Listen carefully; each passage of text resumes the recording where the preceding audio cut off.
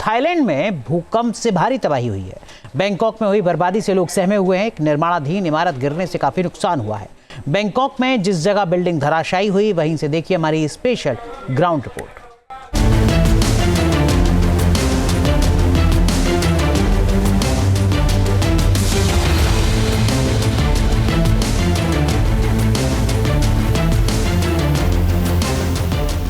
भूकंप के झटकों से निर्माणाधीन इमारत तिनके की तरह बिखर गई।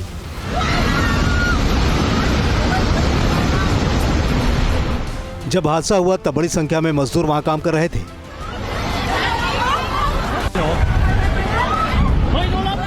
इमारत गिरी तो किसी को भी संभलने का मौका नहीं मिला।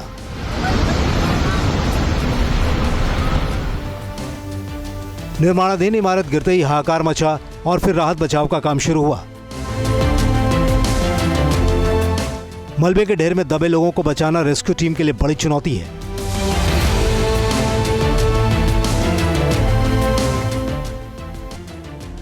ये इमारत 32 मंजिल की बननी थी, लेकिन उससे पहले ही ये जमींदोज हो गई।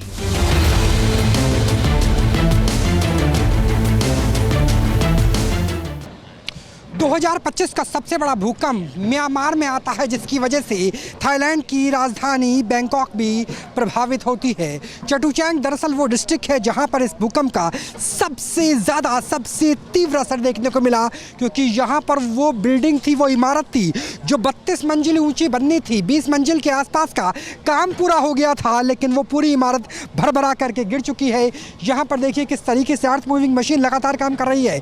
यहाँ पर थाईलैंड फायर सर्विस के जवान देख सकते हैं, आर्मी के जवान देख सकते हैं, डिजास्टर रिस्पांस फोर्स के जवान देख सकते हैं, और लगातार जो यहाँ पर मैनेजमेंट है, जो विशेषज्ञ हैं, वो भारत से लेकर अमेरिका से इस बात की मदद की गुहार कर रहे हैं कि आपके पास जो एक्सपीरियंस है बड़े बड़े भूकंप से निपटने का, उसके लिए हमें भी मदद पहुंचाए।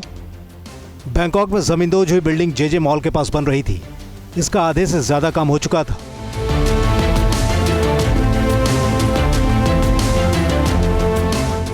जिस वक्त भूकंप के झटके लगे और इमारत गिरी, तब वहां बेहद खौफनाक मंजर था।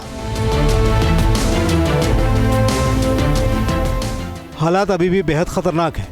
रेस्क्यू ऑपरेशन के बीच तबाही की तस्वीरें रूह कपाने वाली हैं। आप देखिए कि कैसे यहाँ पे स्पेशल फोर्सेस जो आर्मी की है वो लगातार काम कर रही है। अलग अलग जो मशीनों का इस्तेमाल किया जाता है, अर्थ मूविंग मशीन, वो लगातार यहाँ पर काम कर रही है। कोशिश इस बात की है कि जितनी जल्दी संभव हो सके, क्योंकि हर एक सेकंड, हर एक पल काउंट किया जा रहा है। अमेरिका से सपोर्ट मांगा गया है। उन्होंने कहा है कि आपके पास 9/11 जब वर्ल्ड ट्रेड सेंटर गिरा था, आपके पास एक्सपीरियंस है। भारत से सपोर्ट मांगा गया है कि एनडीआरएफ ने तुर्की में ऑपरेशन मैत्री से लेकर के और कई ऐसे ऑपरेशन चलाए हैं, जिसकी वजह से ऑपरेशन दोस्त, जिसकी वजह से भारत ने नेपाल से लेकर तुर्की तक मदद की है। एनडीआरएफ को उनकी मदद मिली है, एनडीएमए से सपोर्ट मांगा है। यानी भारत से भी हाथ जोड़ के सपोर्ट मांगते हुए, मदद मांगते हुए फिलहाल नज़र आ रहे हैं। ताइवान से लेकर के और जो आसपास के देश हैं उनसे भी सपोर्ट मांगा जा रहा है थाईलैंड के एक्सपर्ट के द्वारा। बिल्डिंग के मलबे में फंसे लोगों की तलाश और उन्हें बचाने के लिए पूरी ताकत लगाई जा रही है। लेकिन जिस तरह तबाही हुई है, उससे राहत बचाव में काफी दिक्कतों का सामना करना पड़ रहा है। थाईलैंड में इस तरह की बर्बादी देखकर हर कोई खौफ में है। We don't have the exact number, but we heard that quite a lot of people right now the trap in the collapse. That is a very serious event. It never happened in Thailand before that 33-story building collapsed at the same time.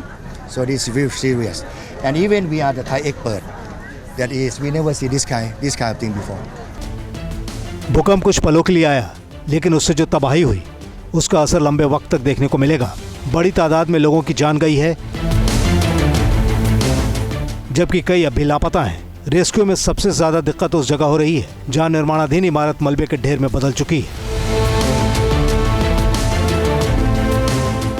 तो देखिए किस तरीके का मलबा है और इस मलबे को देखकर आपको 9/11 की याद आती होगी। वर्ल्ड ट्रेड सेंटर में भी इसी तरीके से ऊंची बिल्डिंग गिरी थी, हालांकि वो आतंकी घटना थी और अब ये प्राकृतिक आपदा है। भूकंप की वजह से, टेक्टोनिक प्लेट की वजह से एक बड़ा नुकसान थाईलैंड की राजधानी बैंकॉक में हुआ है। और देखिए कैसे रेस्क्यू सर्विस के जवान काम कर रहे हैं, कैसे जो अर्थ मूविंग मशीन है वो लगातार काम कर रही है। इसके अलावा जो UAV मोबाइल फाइटर है, यानी यहाँ पर ड्रोन्स के ज़रिए भी पता लगाने की कोशिश की जा रही है। ऐसे रेडार और सेंसर का इस्तेमाल किया जा रहा है, खोजी कुत्तों का इस्तेमाल किया जा रहा है, जिसके ज़रिए ये सुनिश्चित किया जा सके कि अगर कोई व्यक्ति कम से कम ऊपर के मालों में कोई जीवित हो सकता है तो उसे बचाया जा सके। समस्या सबसे ज़्यादा ये होती है कि यहाँ पर एक एक ब्रिक को, एक एक कंक्रीट के ब्लॉक को धीरे धीरे हटाना पड़ता है कि ऐसा ना हो कि उसकी वजह से ही कोई व्यक्ति नीचे दबा हुआ और उसकी मृत्यु हो जाए। तो आने वाले 72 घंटों तक